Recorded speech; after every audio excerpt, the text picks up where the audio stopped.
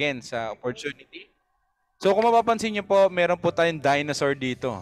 Alam niyo ba ang isang elephant ay naging si Kuya Kim, no? So ito ay isang elepante. Sino po dito nakakita na ng elepante? Hindi po pante, iba po 'yun eh. Elepante. Type yes kapag nakakita ka na in real life. Ako po nakakita na ako kasi mahilig po ako sa circus nung bata. Ayan. That was 8 years ago. Sabi ni Rosemary Dakis, ayan. Si Sir RCJ din nakakita ng elephant. Hindi po ba kayo nagtataka sa circus, bakit naititrain nila? Halimbawa, yung mga Manila Zoo, ayan. Ewan ko kung sa ibang mga lugar meron pang ganon. I-share ko lang po, ito ay common na story sa mga motivational talks, but para sa iba, at gusto ko rin itong ipaalala din sa sarili ko, na pansinin niyo po, ano ang meron sa elepante na yan bukod sa malungkot siya? Wala siyang benta eh, tsaka na-restrict ads niya eh. Malungkot yan eh. kaya ganyan siya. Ayan. May tali sa paa. Yes. Kung titingnan natin, di ba yung elepante sobrang laki niya pag napapanood natin sa movie, pero hindi pa rin siya naglalakas loob na makawala unless may major panic, merong major trauma sa paligid kaya siya nakakawala. Pero in the usual, about 3-day show, andun lang siya, hindi siya nakakawala, hindi siya nakakaalis.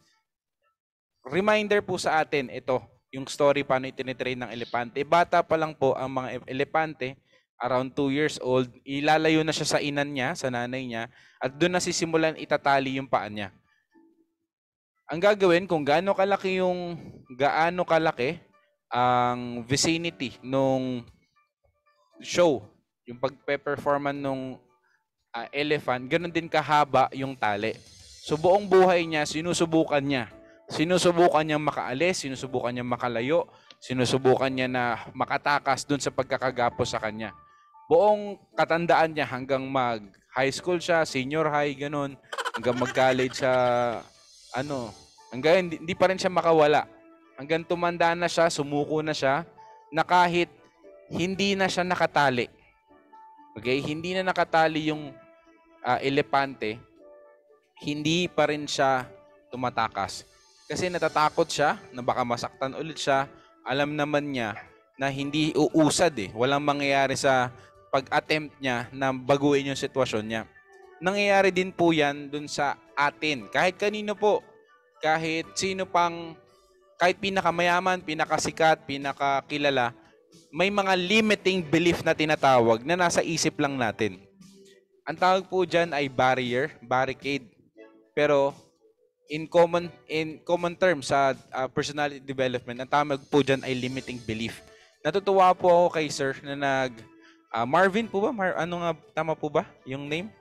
Sir Melvin. Ayan. Na hindi siya nagkaroon ng limiting belief. From nag-work sa Jollibee, yes, nakatali ako at this moment.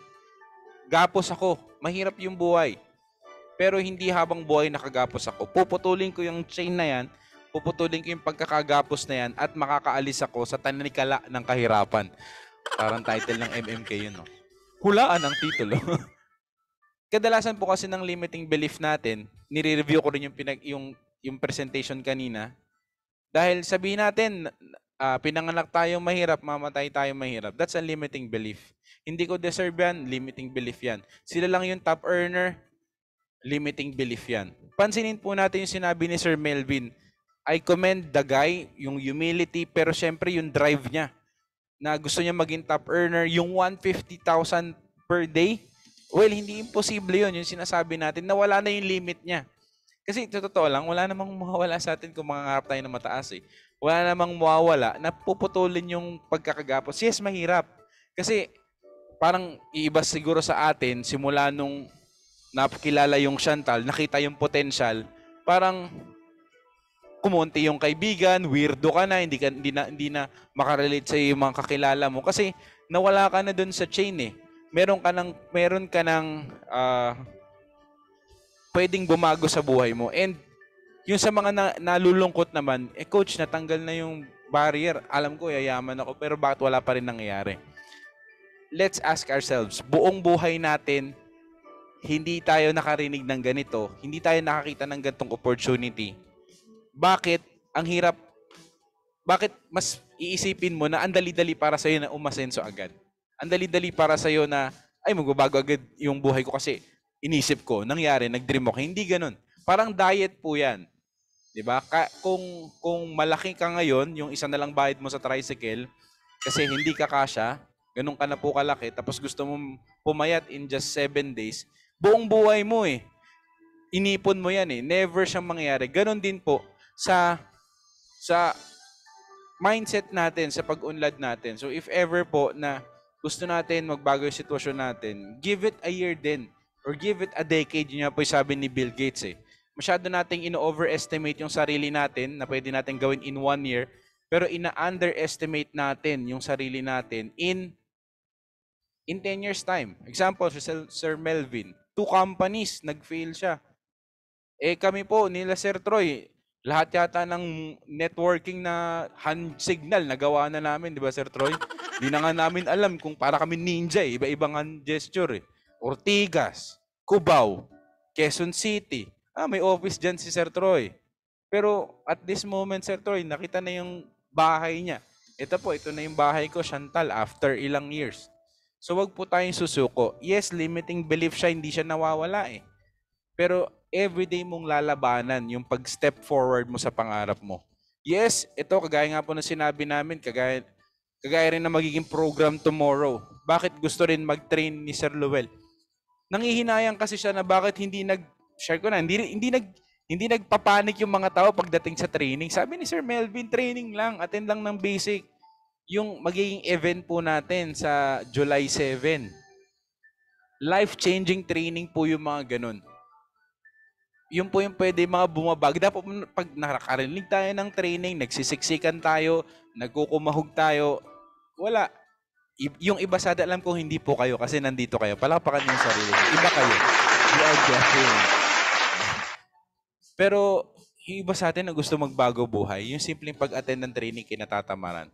Yung simpleng, isipin nyo po workshop, 1,000 pesos. Libre pagkain, may t-shirt. Pwede pang magpa-picture kay Sir RCJ at Sir Troy. Saan ka pa? Kahit 5K yan, papapicture ako Basta ikikiss ko sila. So, if everyone po, balik po tayo dun sa elephant, hindi nyo po nakita yung potential nyo. Hindi lang lubid ang kaya nyong putulin. Na-inspire po ako kay Sir Melvin. May sarili ng mga businesses.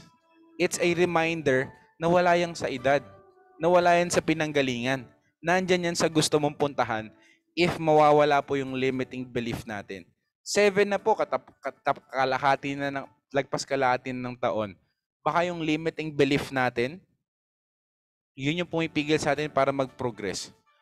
Again, nakakatuwa yung mindset ulit ni Sir Mem. Sana nagsalita rin si Sir Ruel para na-example din natin siya. Alam ko marami rin siya magandang sasabihin sa atin. But yung idea na gusto ko maging top earner, gusto kong kumita ng ganito kalaki, hindi ako tumitigil mangarap, ang dami akong tutulungan. Tandaan niyo po, kapag natutupad yung dreams nyo, nadadamay yung ibang tao. At saka po, mas maganda, ang problema ng maraming pera. Naranasan ni Sir Melvin yan, pag marami ka ng pera. Good problem yung maraming pera. Parang si Sir Luel din yan. Kasi hindi po maubusan ng problema, may pera ka man o wala. Pero you choose your poison. Anong problema ang gusto mo? Konting pera or maraming pera? And with that, piliin po natin yung problema na maraming pera para mas makatulong tayo sa iba. Again, maraming salamat po. Welcome to Thursday, ang ating weekly or monthly dose of inspiration. Thank you, Sir Libertong, Sir RCJ, and thank you, Sir Randel, Sir Itoy, Sir Chairman na humahataw ngayon sa labas. Salamat po sa pagpapakilala ng ating Chantal Dropshipping Company.